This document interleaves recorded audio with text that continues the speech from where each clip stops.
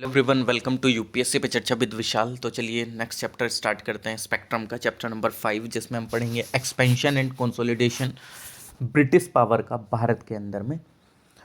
तो फर्स्ट है हमारा द ब्रिटिश इंपीरियल हिस्ट्री। अगर देखा जाए तो ये जो ब्रिटिश का जो काल है, मतलब ब्रिटिश का जो समय है, वो दो फेजेस में डिवाइड होता है। तो कि फर्स्ट फेज है जो उसमें कि वो स्ट्रेचिंग कर रहे थे across the Atlantic, America and West Indies की तरफ। एंड द सेकेंड एम्पायर जो था उनका, वो बिगनिंग हुआ था लगभग 1783 में पीस ऑफ पेरिस की वजह से। एंड वो स्विंग कर रहे थे, स्विंगिंग इन द मतलब जस्ट लाइक कि वो ईस्ट की तरफ बढ़ रहे थे, खासकर एशिया एंड अफ्रीका की तरफ। यानी कि जो इंपीरियल हिस्ट्री है अब ब्रिटेन की, वो स्टार्ट होती है आयरलैंड के कॉन्क्वेस्ट से, जो कि 16th सेंचुरी में उन्होंने करा था। उसके बाद इंग्लिश जो है वो अपने आप को एज अ न्यू रोमन्स करके लेके आते हैं कि मतलब कुल मिला के अपने आप के पैर पसारते हैं दुनिया भर के अलग अलग हिस्सों में, ठीक। और अलग अलग सिचुएशनल फोर्सेस वगैरह उसी के हिसाब से यूज़ करके वहाँ पे कब्जा करना स्टार्ट कर देते हैं। तो ऐसा जितना कुछ खास तो इसमें है नहीं। काफ़ी लोग ये सोचते हैं कि क्या जो ब्रिटिश कॉन्क्वेस्ट था वो एक्सीडेंटल था या इंटेंशनल था। तो काफ़ी हिस्टोरियंस इस चीज़ पर डिबेट भी करते हैं कि जो ब्रिटिश ने कॉन्क्वेस्ट करा भारत में, वो एक मतलब एक एक्सीडेंट था या इंटेंशनली उनके द्वारा करा गया था। तो जॉन सेली जो कि लीड करते हैं ग्रुप को, जो कि बोलते हैं कि जो ब्रिटिश था वो कॉन्क्वेस्ट में वो मतलब वो ब्लाइंडली हुआ था, अनइंटेंशनली एंड एक्सीडेंटली, ठीक है। और काफ़ी लोग बोलते हैं कि नहीं, वो एकदम मतलब एक्सीडेंटली हो गया था इस तरीके से। तो इसमें ये सब लोगों का अलग अलग मत है, तो ये आप लोगों के ऊपर भी डिपेंड करता है कि आप कैसे क्या सोचते हैं, ठीक। कुछ लोग बोलते हैं कि भाई वो टेरिटोरियल एक्सपेंशन कर रहे थे तो इसकी वजह से ये इधर आ गए, तो इनको मतलब इतना पता नहीं था, फिर ये बाद में पॉलिटिक्स में भी इन्वॉल्व हो गए भारत की, और इस वजह से इन्होंने भारत पर कब्जा कर लिया। कुछ लोग बोलते हैं कि ब्रिटिश जो है वो प्रॉपर एक क्लियर इंटेंशन के साथ आए थे, एक पूरा प्लान था उनके पावर मतलब अपने पावरफुल एम्पायर बनाने का एज सच, ठीक। तो ये भी डिपेंड करता है कि आपने इनको पढ़ने के बाद आपको क्या लगा क्या नहीं। तो इतना कुछ खास मुझे इसमें लगता है नहीं। तो नेक्स्ट देख लेते हैं, क्योंकि सबके अलग अलग मत हैं इसमें, तो अब इसमें क्या ही बोला जाए। ब्रिटिश का जो एक पीरियड है वो कब से स्टार्ट होता है, तो मिड सेंचुरी में, यानी कि 18th सेंचुरी में अगर देखा जाए तो जो काफ़ी हिस्टोरिकल फोर्सेस हैं वो बताते हैं कि लगभग जो हिस्टोरियंस बताते हैं कि जो 1740 में जिस टाइम पे एंग्लो फ्रेंच स्ट्रगल हुआ था सुप्रीमेसी के लिए, तो तब से एक स्टार्ट हो जाता है। वरना 1757 में क्या होता, बैटल ऑफ प्लासी हुई थी, तो वहाँ से इनका जो एक एरा था वो स्टार्ट हो जाता है। लेकिन हाँ, सबका अलग अलग है। अभी हम आगे इन सब के बारे में देखेंगे, बैटल ऑफ प्लासी के बारे में, और ये जितने भी फिर पानीपत का बैटल वगैरह हुआ था 1761 में, किस तरीके से अहमद शाह अब्दाली ने मराठास को हराया, और अपना जो एक इरा था जो ब्रिटिश एम्पायर को, उसको कैसे एक तूल मिली या हवा मिली और भी ज़्यादा। तो वो सारी चीज़ें अभी हम आगे हैं और इन डिटेल भी पढ़ेंगे। तो अभी इतना कुछ खास है इसमें पढ़ने के लिए भी नहीं है कि हाँ भाई कब से स्टार्ट माना जाए कब से नहीं। हाँ, हालांकि ये माना जाता है कि जो बैटल ऑफ प्लासी है उसने एक बिगनिंग कर दी थी ब्रिटिश का सक्सेस का भारत में। क्या एक कारण था, तो जो एक एंटायर प्रोसेस था एक्सपेंशन का, कंसोलिडेशन का ब्रिटिश पावर का, लगभग उसको सेंचुरीज लग गए थे, यानी कि 100 साल लग गए थे। इंग्लिश ने अपना यूज़ करा, मतलब एक डिप्लोमेटिक एंड मिलिट्री टैक्टिक्स, और फाइनली एक इमर्ज हुए as a ruler of India. और इन्होंने वॉर एंड एडमिनिस्ट्रेटिव पॉलिसी को यूज़ करा, जिससे कि वो पावर में रह सकें, और काफ़ी सारी चीज़ों को मतलब यूज़ करके एक्सप्लॉयटेशन करा, रीजनल पावर को डिवाइड वाइड करके अपने अंदर में करने की पूरी कोशिश करी, और धीरे धीरे फिर उन पर रूल करना स्टार्ट हो गया। सुपीरियर आर्मी थी इनके पास, मिलिट्री थी, स्ट्रेटेजी थी। फायर आर्म्स यूज़ करे जाते थे इंग्लिशमैन के द्वारा, जिसके अंदर में मस्केट्स, कैनन्स जो थे वो बहुत ज़्यादा बेटर होते थे इंडियन आर्म्स से, चाहे वो स्पीड में फायरिंग करना हो या दूर से किसी रेंज में फायर करना हो। तो काफ़ी अच्छी तरीके से ये लेस थे टेक्नोलॉजिकल वाइज भी। तो इन चीज़ों से इसको एज मिल जाती थी भाई, इंडियन रूलर्स के पास इतनी अच्छी चीज़ों से नहीं थे। फिर better military discipline and regular salary थी, यानी कि ऑब्वियसली बात है, जब आप किसी एक पर्सन से काम कर रहे हैं और उसको आप सैलरी नहीं देंगे तो उसका जो मोटिवेशन है वो ख़त्म हो जाएगा। तो ये चीज़, इस चीज़ को अच्छे तरीके से समझते थे, तो ऑफिसर्स को काफ़ी अच्छी तरीके से सैलरी टाइम टू टाइम देते ही रहते थे, और एक अच्छी तरीके से डिसिप्लिन था, यानी कि एक एकजुट होकर ये सारी चीज़ें करते थे। यानी कि आधी आर्मी इधर उधर, मतलब पूरा एक डिसिप्लिन था पूरे अच्छे तरीके से, ठीक। हालांकि जो मराठास थे उस समय पे, उनकी जो मिलिट्री कैंपेन्स थे वो डाइवर्टेड थे, क्योंकि वो कलेक्ट करते थे रेवेन्यू एज टू पे देयर ट्रूप्स। तो इनका एक अच्छा तरीके से सिस्टम चल रहा था, जिसकी वजह से ये पूरे एकदम संगठित थे। सिविल डिसिप्लिन था और फेयर सिलेक्शन सिस्टम था, यानी कि जो कंपनी के ऑफिसर्स थे, जो ट्रूप्स थे, वो काफ़ी एक अच्छे तरीके से चुने जाते थे on the basis of skill. ऐसे नहीं है कि हेरिडेटरी चला हुआ आ रहा। अब हेरिडेटरी चला आता जाएगा तो भाई मैनेजमेंट में दिक्कत आ जाएगी ना। मान लो इसको आता है और लेकिन इसके लड़के को मैनेजमेंट अच्छा करना नहीं आता, लेकिन इसको तब भी ले लिया जाए हेरिडेटरी के बेसिस पे, तो फिर तो ये दिक्कत हो वाली बात हो जाएगी। तो ये स्किल पे भी ज़्यादा फोकस करते थे। तो ऑब्वियसली बात है, जब स्किल को काफ़ी अच्छे से फोकस करेंगे तो इनका एडमिनिस्ट्रेशन बेहतर तो होगा ही। अगेन चलिए नेक्स्ट क्या कि ब्रिटिश की जो लीडरशिप थी एंड सपोर्ट जो था सेकंड लाइन हेडर्स का, यानी कि Clive, Warren Hasting, Elphinstone, Munro, Marquess of Dalhousie ने डिस्प्ले करी एक रेयर क्वालिटीज़ लीडरशिप की। यानी कि जो इंग्लिश थे उनके पास एडवांटेज थी, लॉन्ग लिस्ट थी सेकेंडरी लीडर्स की, जस्ट लाइक जैसे आयर कोट, लॉर्ड क्लेक लेक, आर्थर वेलेस्ले, जो कि लीडर के लिए मतलब इन्होंने एकदम अगर देखेंगे तो इनकी जो लीडरशिप थी वो काफ़ी ठीक ठाक थी। और जो इंडियन साइड में थे वो कुछ ब्रिलियंट लीडर थे, जैसे कि हैदर अली, टिपू सुल्तान, चिनकलिच खान, माधवराव सिंधिया, यशवंत राव होलकर। लेकिन इनमें एक सेकंड लाइन ट्रेंड पर्सनल की कमी थी, यानी कि एक होता है फ्रंट लाइन पे, एक होता है सेकंड लाइन पे, इस तरीके से जो कि संभाल सके। ठीक, तो ब्रिटिशर्स के पास ये सारी चीज़ें अच्छी थी, प्लस इनके पास स्ट्रॉन्ग फाइनेंशियल बैकअप था। इनकम जो थी कंपनी की वो काफ़ी ठीक ठाक हो जाती थी। और जिसका एक फाइनेंशियली बैकअप मजबूत हो तो उसको क्या दिक्कत है कि चाहे वो तैयारी कर रहा हो स्टूडेंट, चाहे कैसे, अगर कोई एक एस्पिरेंट तैयारी कर रहा है और उसको फाइनेंशियली कोई दिक्कत नहीं है तो उसको दिमाग में सिर्फ एक ही चीज़ पड़ी चलेगी कि भाई पढ़ना है। ठीक, लेकिन उसको ये है कि यार मुझे नौकरी चाहिए किसी भी हालत में, ये सारी चीज़ें। तो उसके दिमाग में एक चीज़ चलता रहेगा कि अगर नौकरी नहीं मिली तो क्या होगा। अगर मतलब फाइनेंशियली इंडिपेंडेंसी बहुत ज़्यादा ज़रूरी हो जाती है जिस टाइम पे आप मतलब तैयारी वगैरह करते हैं।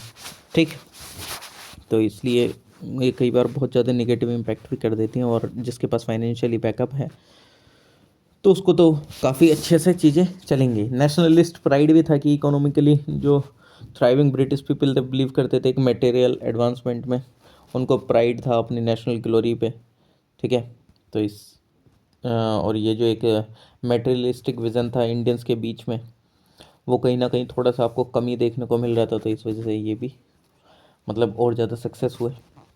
नेक्स्ट आता है ब्रिटिश कॉन्क्वेस्ट ऑफ बंगाल, यानी कि बंगाल में किस तरीके से कॉन्क्वेस्ट करा। तो जो बंगाल था वो एक रिचेस्ट प्रोविंस था भाई साहब मुगल एम्पायर का, इंक्लूडिंग ये जो आज आपका प्रेजेंट डे बांग्लादेश है वो भी सारा उसी में ही आता था। नवाब को अथॉरिटी थी रीजन कॉन्स्टिट्यूएंट, मतलब जो आज का कॉन्स्टिट्यूटिंग प्रेजेंट डे यानी कि जो बिहार एंड उड़ीसा है ये भी सारा उसी में आता था। एक्सपोर्ट होता था भाई साहब बंगाल से यूरोप में, कंसिस्ट करते थे इसमें raw product, just like raw product कौन से होते थे, saltpetre, rice, indigo, pepper, sugar, silk, cotton, textile, handicraft etcetera.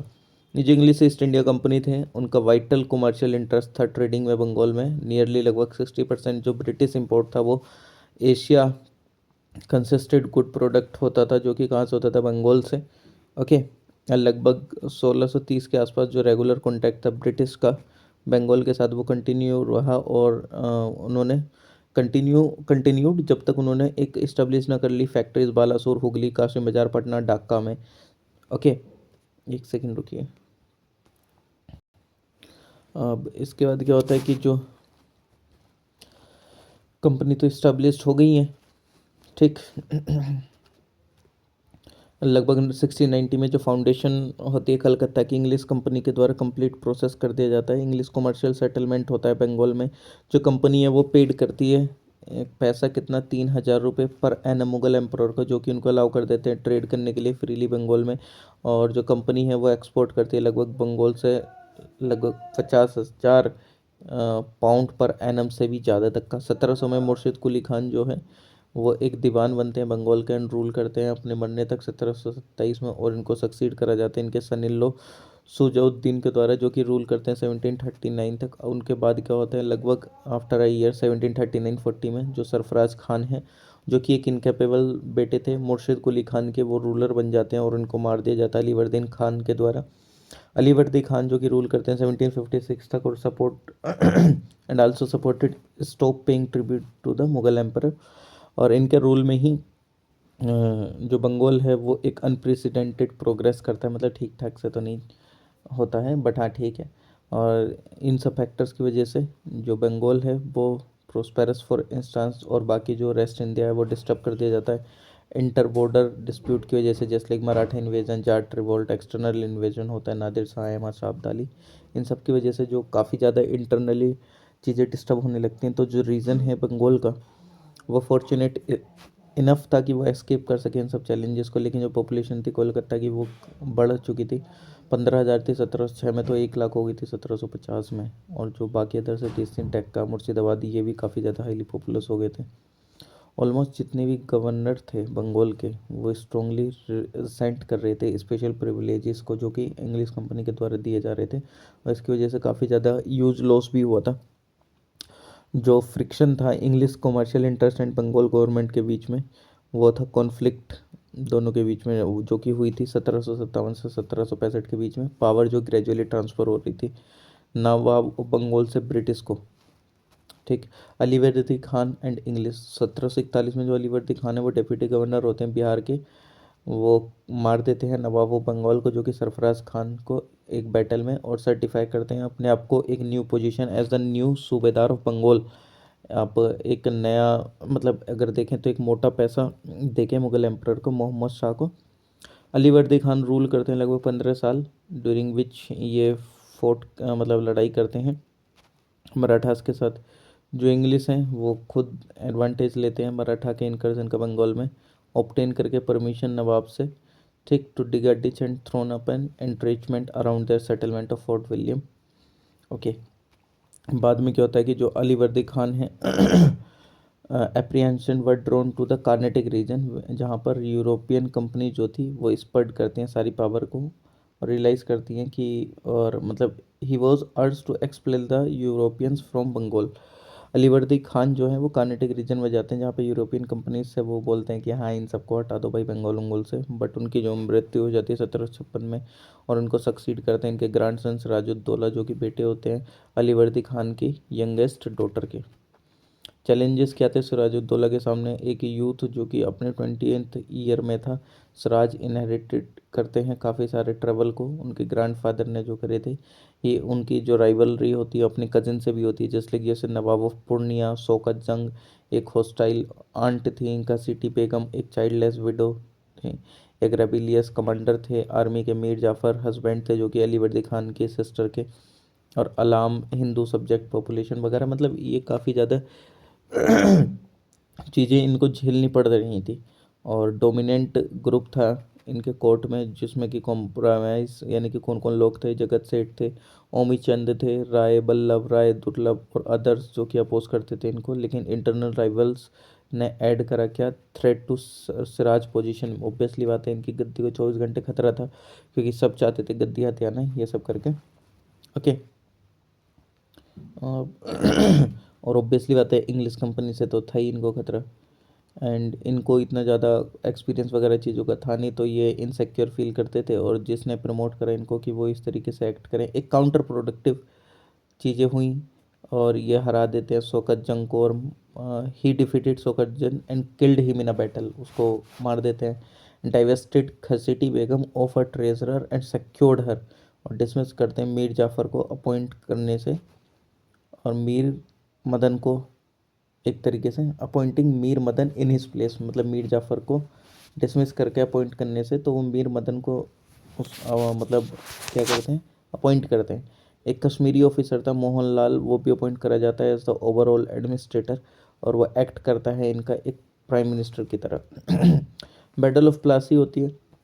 जो ऑफिशियल्स होते हैं कंपनी के, वो काफ़ी ज़्यादा मिसयूज़ करते हैं अपने ट्रेड प्रिविलेजेस का, एडवर्सली इफेक्ट करते हैं नवाब के फाइनेंसेस को। जो इंग्लिश हैं वो फोर्टिफाइड कर देते हैं कलकत्ता को बिना किसी परमिशन के। नवाब की जो कंपनी वो ट्राई करती है उनको मिसलीड करने का, एंड कंपाउंड करती है काफ़ी सारी चीज़ें, ठीक। कृष्ण दास जो कि बेटे थे किसके? राज बल्लभ के, उनको हटा दिया जाता है। Immense treasury against the nawabs bill, who had fled with immense treasures against nawabs will.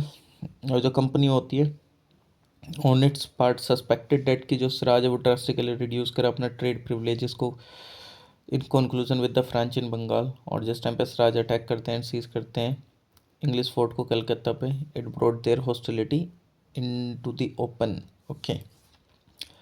Mention वे भी मेड हेयर डेट की जो एक ब्लैक होल ट्रेजेडी होती है, जिसमें सिराजुद्दौला बिलीव करते हैं कि लगभग 146 जो इंग्लिश पर्सन थे उनको एक वो बहुत छोटे कमरे में बंद कर देते हैं, जिसमें कि 123 लोगों की डेथ हो जाती है सफोकेशन के कारण।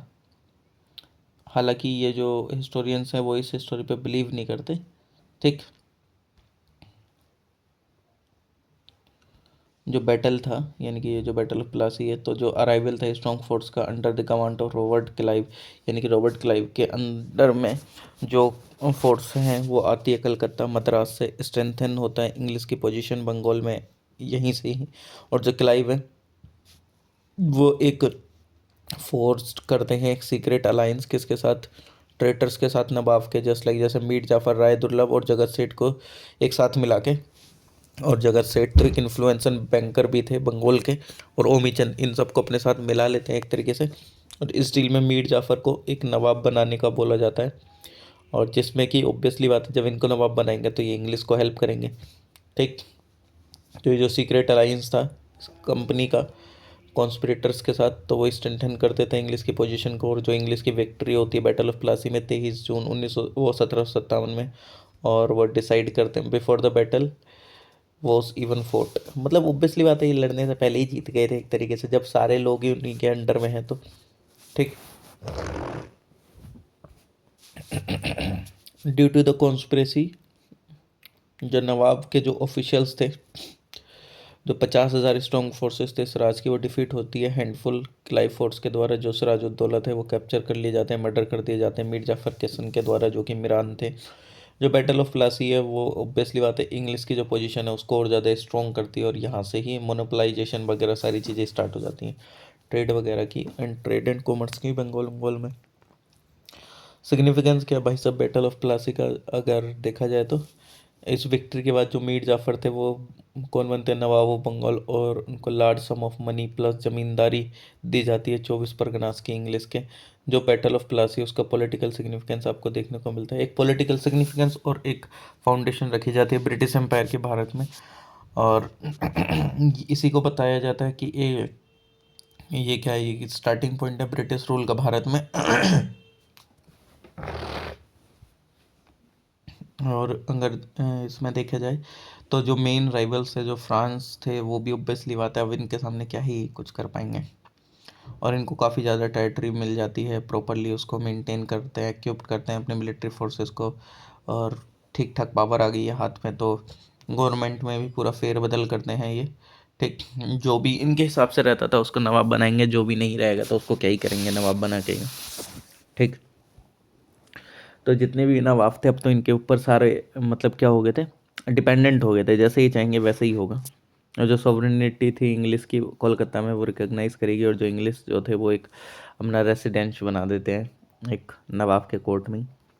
Mir Qasim and the treaty of 1760, जो मीर जाफर थे वो इंक्रीजिंगली इरिटेटेड हो गए थे, काफ़ी ज़्यादा इंटरफेरेंस है क्लाइव के, क्योंकि ऑब्वियसली बात है जो रूल थे वो तो ये कर ही नहीं रहे थे ना, मीर जाफर रूल तो वही कर रहे थे ब्रिटिशर्स, तो अब ये इतना ज़्यादा इंटरफेरेंस देख के जो मीर जाफर थे वो भी इरिटेट हो गए, तो वो कॉन्स्पिरेसी करते हैं डच के साथ मिलके चिंसुरा में, लेकिन जो डच हैं वो डिफीट हो जाते हैं और इंग्लिश फोर्सेस जीत जाती हैं बेदारा में नवंबर 1759 में। और जो मीर जाफर हैं उनको फिर पेमेंट वगैरह भी नहीं दिया जाता कंपनी वगैरह के द्वारा, फिर ऑब्वियसली बात है ब्रिटिशर्स जो हैं वो तो इनको हटाएंगे ही।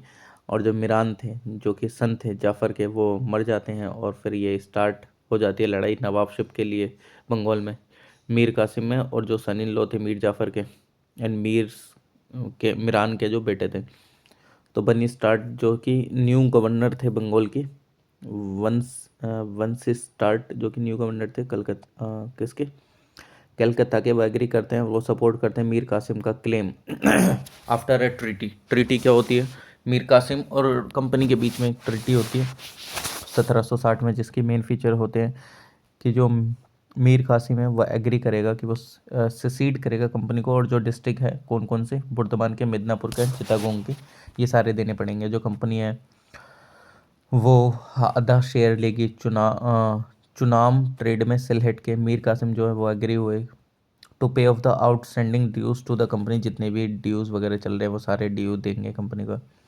मीर कासिम जो थे वो प्रॉमिस करते हैं 5 लाख रुपए सम देने का, जो कि वॉर ऑफ हर्ट्स वगैरह में हुआ था खर्च वगैरह।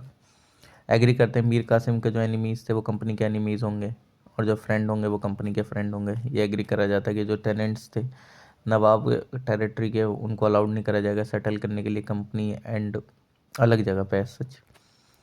और इस प्रेशर में जो कंपनी है और जो मीर जाफ़र है वो डिसाइड करते हैं Mir Jafar decided to resign in favour of Mir Qasim. Obviously बात है भाई साहब, मीर जाफ़र अब क्या ही करेंगे, जब मीर कासिम के साथ चीज़ें होगी तो उनको रिज़ाइन ही करना पड़ेगा। तो लगभग जो पेंशन थी 1500 रुपये की वो पर एनम फिक्स कर दी गई थी, हालांकि मीर जाफ़र के लिए। मीर कासिम ने कुछ स्टेप ली, जैसे मीर कासिम जो कि एबलस नवाब थे, जो कि सक्सेसर थे अली वर्दी खान के। आफ्टर एज्यूमिंग पावर जो मीर कासिम थे वो शिफ्ट कर देते हैं कैपिटल को मुर्शिदाबाद से मुंगेर बिहार में। और ये जो मूव था ये अलाउ करता है एक सेफ डिस्टेंस कंपनी के कोलकाता से। और ये एक इम्पोर्टेंट स्टेप था रीऑर्गेनाइज करने का ब्यूरोक्रेसी का, जिससे कि वो अपने हिसाब से अपनी चॉइस के मतलब आदमियों को रख सकें अपने पास और आर्मी को अपना स्किल और एफिशिएंट बना सकें।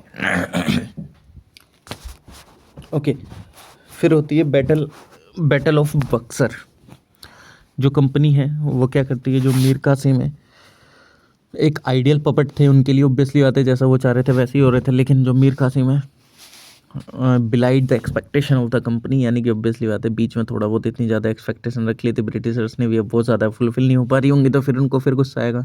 तो जो राम नारायण थे जो कि डिप्टी गवर्नर थे बिहार के, वो रेस्पॉन्ड नहीं कर रहे थे रिपीटेड रिक्वेस्ट पे नवाब के द्वारा कि वो सबमिट करें account of the revenue of Bihar, लेकिन वो चीज़ें सबमिट ही नहीं हो रही थी। तो मीर कासिम जो है वो इस चीज़ को टॉलरेट नहीं करते हैं और राम नारायण जो कि वो सपोर्ट करे जाते हैं इंग्लिश ऑफिशियल्स के द्वारा पटना में। तो ये जो मिसयूज़ होता है कंपनी का दस्तक का और ट्रेड परमिट का कंपनी ऑफिशियल्स के द्वारा, और इसकी वजह से काफ़ी ज़्यादा फिर दोबारा टेंशन बढ़ जाती है। मतलब ऑब्वियसली बात है, ऐसे समझ लो कि वो उनसे पेपर मांग रहा है, वो दे नहीं रहा है और ब्रिटिशर्स उसको सपोर्ट कर रहे हैं। तो ऑब्वियसली बात है ब्रिटिशर्स पावर में आ चुके थे, तो दोनों मिलकर नवाब को तो हटा ही देंगे। तो टेंशन क्रिएट होगी भाई नवाब और इंग्लिशमैन के बीच में पूरे, क्योंकि ऑब्वियसली बात है कंपनी वाले भी तो दस्तक का बहुत गलत यूज़ कर रहे थे जो ट्रेड परमिट था। तो ये मिसयूज़ जो था दस्तक का, इसका मतलब क्या होता है कि ये पूरा लॉस हो रहा था टैक्स रिवेन्यू में नवाब को। और मतलब ऑब्वियसली बात है नवाब को तो लॉस होगा ही, क्योंकि जब मिसयूज़ होगा सारा पैसा तुम अपने पास रख रहे हो उसके पास जा नहीं रहा, तो वो कैसे अपनी फोर्सेस वगैरह ये सब चलाएगा। तो एक अनइक्वल सा कॉम्पिटिशन हो जाता है कंपनी के मर्चेंट्स वगैरह विद द कंपनी मर्चेंट्स। और एक जो इंपीरियल फरमान है इंग्लिश कंपनी का वो ऑब्टेन कर दिया जाता है उसको भी, right to trade in Bengal without paying. मतलब उनको एक कोई और चीज़ मिल जाती है भाई सब इंग्लिश कंपनी को कि बिना कुछ टोल वगैरह दिए वगैरह आप अपना ट्रेडिंग वगैरह कर सकते हैं। उनको एक फरमान और जारी हो जाता है। हावर जो जो सर्वेंट थे कंपनी के वो क्लेम करते हैं same privileges for their private trade की, हाँ अब उनको भी चाहिए भाई ये सारी जो परमिशन है। जो सर्वेंट थे कंपनी के वो भी ऐसा बोलते हैं।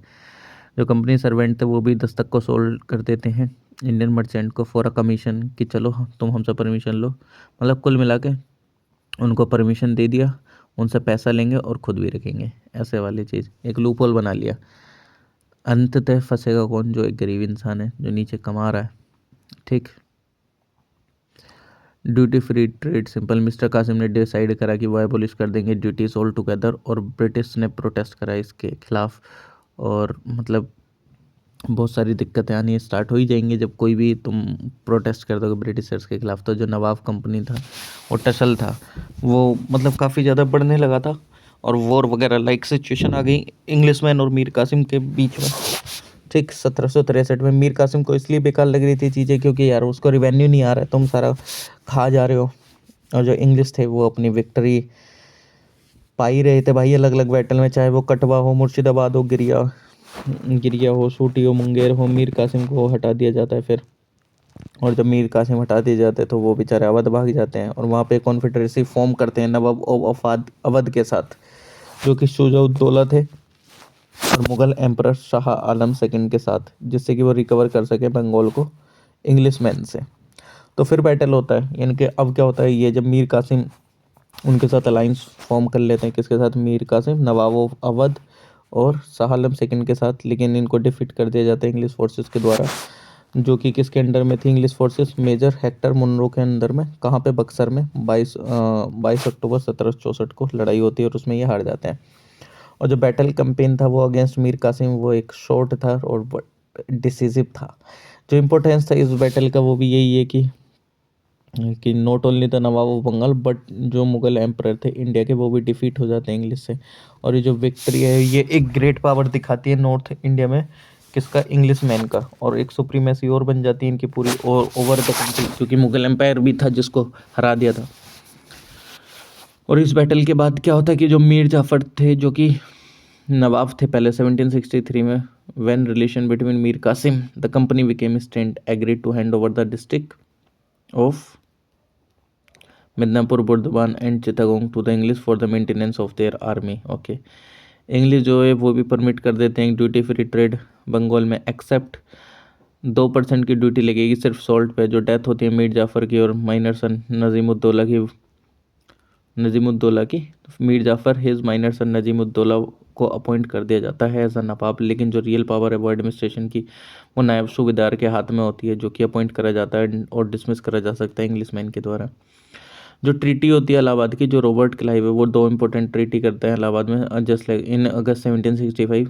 एक होती है नवाब ऑफ अवध के साथ, दूसरी होती है मुगल एम्परर शाह आलम सेकंड के साथ। तो ये तीनों ही लड़ाई करते हैं। तब नवाब शुजा-उद-दौला के साथ क्या होता है कि वो सरेंडर करेंगे इलाहाबाद एंड कारा को एम्परर शाह आलम सेकंड को 50 लाख रुपए देंगे कंपनी को एज अ वार इंडेमनिटी, जो भी इनका पैसा खर्च हुआ है। ऑब्वियसली बात है 50 लाख उस जमाने के, सोच लो बाप। और बलवंत सिंह जमींदार जो कि बनारस के, उनको फुल पोजेशन देंगे अपनी स्टेट का। यानी कि जो ब्रिटिशर्स थे वो अपने अनुसार चीज़ें चाह रहे थे जिससे कि उनका एक गढ़ बन सके। और शाह आलम सेकंड के साथ क्या एग्री करा कि वो इलाहाबाद में रहेंगे, ठीक है, और वो पूरे नवाब ऑफ अवध के अंडर में एक तरीके से, और जो कंपनी की प्रोटेक्शन में इशू करें एक फरमान जो कि ग्रांट करेगा उनको Diwani of Bengal, Bihar and Orissa East India company को, जिसके बदले में 26 लाख रुपए एनुअल पेमेंट होगा। एक प्रोविजन था 53 लाख का कंपनी को in return for Nizamat function, यानी कि military defence police and administration of the said province, यानी कि इन सारी प्रोविंस की वो रक्षा भी करेंगे, लेकिन उसके बदले में उनको 53 लाख रुपए चाहिए। कुल मिला के अपनी फ़ायदा देखना है, ठीक। क्लाइव जो है वो अनेक्स नहीं करते हैं पद को, बिकॉज ये जो है ये एक ऑब्लिगेशन पुट कर देगा कंपनी के ऊपर, क्या कि भाई साहब आपको फिर उसको भी प्रोटेक्ट करना है, ठीक। एक तो वैसे ही इतनी लड़ाई उड़ाइयों से दुखी थे, फिर वो प्रोटेक्ट भी करेंगे एक्सटर्नल फ्रंटियर से, यानी कि उनको लड़ाई लड़नी पड़ती है अफगान मराठा इन सब इन्वेजन से। तो ऑब्वियसली बात है वो इतना ज़्यादा पैसा खुद नहीं खर्च करना चाहते, तो वो स्ट्रैटेजिकली चलते थे हर एक चीज़ में। ये जो ट्रीटी है जो होती है नवाब के साथ, वो मतलब एक बफर स्टेट बन जाता है इनके लिए। अवध जो है, मतलब ऑब्वियसली बात है यहाँ पे अवध है, तो अब कोई भी आएगा, कोई भी अब डायरेक्टली नहीं आएगा क्योंकि अब स्टेट भी ये बीच में है, तो ऑब्वियसली बात है ये इनको प्रोटेक्ट करेगा, ठीक। और मतलब ठीक ठाक इन्होंने अपनी पोजीशन बना ली थी, और जो मीर कासिम थे उनको डिथ्रोन कर दिया जाता है नवाब ऑफ बंगाल से, और बाकी अपनी लाइफ जो है वो होमलेस गुजारते हैं बेचारे, और उनकी मृत्यु हो जाती है 1777 में, ठीक। तो चलिए आज के लिए सिर्फ इतना ही, मिलते हैं आप लोगों से नेक्स्ट वीडियो में। तो तब तक के लिए thank you. Please like share comment and subscribe my channel. और आप इसके अलावा अदर भी वीडियोस देख सकते हैं, जस्ट लाइक आप सीसेट का फुल कोर्स कर सकते हैं। मैंने फुल वीडियोस एक की प्लेलिस्ट बना रखी है, आप पॉलिटी देख सकते हैं, लक्ष्मीकांत से इकोनॉमिक्स आप पढ़ सकते हैं, और स्पेक्ट्रम तो चल ही रही है, और लूसेंट जो है वो आप पढ़ सकते हैं प्लेलिस्ट में जा कर के। चलिए मिलेंगे अब आपसे नेक्स्ट वीडियो में।